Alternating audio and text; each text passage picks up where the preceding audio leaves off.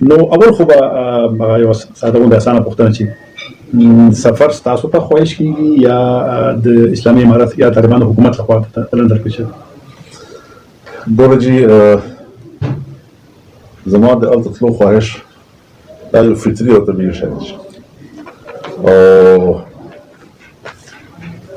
د امارات اسلامي کامیابی او شل کالو قربانۍ نه پس د هغو فتوحات دا موږ لپاره هم ډېر د خوشحالۍ باعث و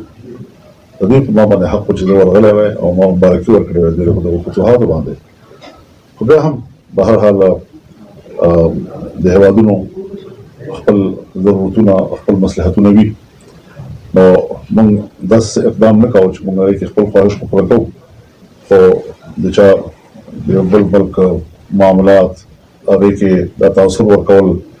چې ګنې موږ هم تاسو سره په دې معاملاتو کې دخیل یو نو موږ پوره خواهش وو چې دوی په ازادۍ سره چې کومې ازادۍ دپاره دوی جنګ کوو او په مکملې ازادۍ سره دوی د خپل افغانستان د استقلال او د استحکام دپاره لارې هموارې کړي لارې برابرې کړي زمینه همواره کړي نو په دې حوالې سره موږ یقینا په دغسې سفر کې احتیاط کړه لیکن بیا چې دا کله دا صورتحال لږ دا موضوعات داسې راغلل چې هغه د دواړو هېوادونو تر منځ د تریخوالي باعث ګرځېده نو په دې وخت کې بیا یقینا موږ د هم دې ضرورت محسوس کړ خو د انتهایي شکرګزار یم د امارت اسلامي چې دوی پهل وکړ او دوی ما ته باقاعده دعوت راکړ نو دا اردو کې ورته وایي دونو طرف سے آگ برابر لګي وي موږ په دې حوالې سره یو قسم احساسات لرو د خپل تعلق پورې تاسو خبرو کړئ چې صورتحال او تریخوالی دا پیدا شو نو د دې جواب نه خو زما دا لکه یو سوچ پیدا شو ممکن تاسو اختلاف وکړئ چې تاسو د حکومت د استازي په حیث باندې بیا ځکه چې خو دغه موضوعات باندې خو د طالبانو د حکومت او د پاکستان تعلقات اړیکې خرابې شوي نو تاسو د خپل ډلې لخوا ځای یا د حکومت استازي بظاهر خو د جمعیت علماء اسلام وغورځي لیکن چونکه جمعیت علماء اسلام سفر خو د جمعیت په حواله باندې سمانه نه لري اوس خو جمهور د پاکستان او د افغانستان د هېوادونو مفاد او مصالح مخته ونه ساتي نو په دې حواله سره ما پاکستاني چې کوم واکمن خلک دي هغوی سره رابطه وکړله هغه هم په اعتماد کې واخیستل وزارت خارجه د ملک حکمرانان نو ټول حکومت ما سره په دې حواله سره په رابطه کې ده او د هغو مشاورت پرون په وزارت خارجه کې دوی ما ته ټول هغه پاکستان چې څه موقف لري څه دریځ لري څه غوښتنه لري هغه ټول تفاصیل چې کوم ما ته واضح کړل ډېره معلومه دا شوه چې پاکستان زموږ د سفر ته اهمیت ورکوي تاسو به لکه د دوی پیغام هغوی ته وړئ که نه ستاسو خپل مخکې بیان کړي جمعیت علماء اسلام هغوی سره موږ خپل هغه چې کوم دوی سره تعلق ده هغه تعلق په دواړو هېوادونو په خیر باندې استعمالو او په دې کې به موږ د حکومت چې کوم زموږ موقف ته د هغوی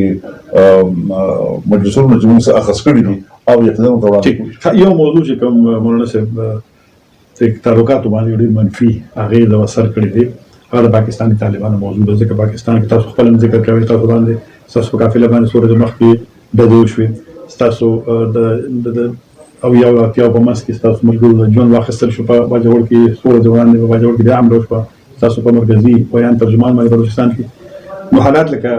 ټیک نه دي تاسو به دغه موضوع هم افغان طالبانو مشرانو سره د ټي ټي پي په اړه بحث کوئ امکان لري چې زموږ به دا موضوع مخې ته راځي کله چې به هر حال لکه څنګه موږ یو تعلق استعمالو د خیر دپاره نو دوی هم خلکو سره یو تعلق شته که نه موږ به دوی هم د هغه تعلق چې کوم د خیر دپاره د استعمالولو کوشش وکړو ټیک او کندهار ته ورځه چې اکثر مطلب دا یو سوچ دی په افغانستان کې مغلور چې د اصل فیصلو مرکز او مشران چې هلته دي نو هلته اراده شته ده ورته ظاهره خبره ده چې دوی باضابطه دعوتنامه خو د هغوی په اجازت باندې راغلې ده او اصل تاریخ خو د هغوی مشر دی لکه مشر سره به ملاقات احتمال شته او کو اخیره پوښتنه وکړو نو لکه مسله ډېره پیچلې ده د پاکستان او د طالبانو حکومت ترمنځ اوسنی حالت نو تاسو مطمئن یې چې ستاسو سفر به داسې څه پایلې نتیجې ولري ګوره دې تاسو د پښتنو معاشرې نه د هغو روایاتو خبر یې دا په فریقین باندې ده که هغوی یو ځل اراده او خواهشات دا وي چې مونږ خپل محبت او وروري بحال کړو نو بیا غر هم خاورې کېدای شي او که زموږ دغو نیتونو کې څه فرق راغی نو وړوکې خاوره موږ ته غربړولی شي دا د دواړو ملکونو په ارادو او په عزایمو باندې ده ظاهري اشارات چې کوم موږ ته دلته پاکستان نه میلاو شوي دي هغه هم دغه دي چې دا زموږ هم دوره دا په ډېر اهم مقصد باندې دغو په اصول باندې تمامه شي او هغوی هم چې ما ته براه راست دعوت راکړی ده نو د هغې په نظر باندې هم د دغه اهمیت تاسو د اندازه لګولی شي او چې بالکل اخیرنۍ پوښتنو په څو ثانیو کې یعنې سکندونو کې جواب راکړئ ځکه چې نړۍ د طالبانو له حکومت په ځینې پالیسیو باندې خفه دي خو زموږ چې دلته نه دیني عالمان تللي وو نو هغې ما خبرې کړې وه د اسلامي تنظیمونو د هغې پلار یې تللی و آیا داسې امکان به وي چې تاسو د زنانو د تعلیم خبره هلته چې کوم هغه ټول دنیا ورته دا ځکه چې تاسو دلته یو بل نظر دی که نه د تعلیم په اړه باندې نو آیا دغه خپل نظر هغې سره شریک زه یو خبره واضحه کول غواړم د زنانو په تعلیم باندې شریعت په حواله باندې هېڅ سوال نشته لیکن هر ملک خپل داخلي معاملات د امن او امان په حواله د تجارت د معیشت د تهذیب په حواله یو معاشرتي اصلاحاتو په حواله دا هر ملک حق لري ایران کې چې انقلاب راغلی نو هغو تعلیم سلسله څومره وخته پورې معطله او څومره پروپاګنډه د یو خلاف وکړه چې تعلیم یې بند کړه تعلیم یې بند کړه تعلیم یې بند کړه نو دا افغانستان هم داسې ده چې څه په جمهوري عمل کې چې کومه تبدیلي راغلې ده خو شل کاله جنګ په نتیجه کې دا ټول تبدیلي راغلې ده لهذا د دنیا باندې څه سخته راغلې ده چې دوی هره خبره یکدم پورته کوي او سبا یې په دوی باندې مني نه پورته کوي باید هغوی پرېږدي دې خبرې ته چې ماحول برابر کړي حالات سره برابر کړي یقینا د امارت اسلامي له ډېره زمانې نه چونکې په افغانستان کې یو کلیدي رول ده نو هغه هم په دې خبره باندې پوهېږي چې موږ دنیا سره چل وو موږ دنیا سره هم قدمه سفر کوو نو دا شیونه په دغو ضرورتونو خو هغه پوهېږي که نه دي موږ ته څه فکر ده چې زه به چې کوم ده په فلسطین باندې به په غزه باندې به بمباریانې کېږي او په دې کې به 22,000 بېګناه خلک او په هغې کې به 70% بچي او ښځې به وي او میندې وي او د هغو بمبارۍ کې هم انسان کشي ده نسل کشي ده او یو جنګي جرم ده په دغه ماحول کې هم خلک وایي چې افغانستان کې به جنګ سبق ونه کوي څنګه خو د خلکو سوچ وکړي کوي انساني حقوق خبره کوي نو په شبرغان کې انسانانو سره څه وکړل په ګوانتانامو کې انسانانو سره څه وکړل په باګرام کې چې کوم تحخانې په هغې کې خلکو سره څه کول په بحري بیړو کې چې کوم خلکو سره څه کړي دي په ابوغریب جیل کې خلکو سره څه کړي دي دا ټول مظالم دا انساني حقوق نه اوس په افغانستان کې چې هغه یو نظام سیټ کول غواړي او یو مرحلې ته دوی لا نه دي رسېدلي او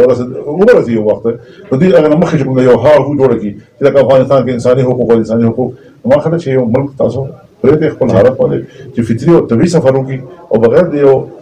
فشار نه د خپل سفر په موخه باندې وساتي دا ټول معاملې باندې دوی پوهېږي داسې خو نه چې دوی نه پوهېږي ډېره مننه د جمعیت العلماء اسلام مشر مولانا فضل احمد صاحب خبرې کولې زموږ د خواهش او د پوښتنو باوجود چې مولانا صاحب کله ځي افغانستان ته نو جواب یې رانه کړ خو بهره داسې مولانا صاحب ویلو چې راتلونکي هفته کې ممکن ده چې دوی سفر وکړي خیر خان به اجازه ولري الله په امان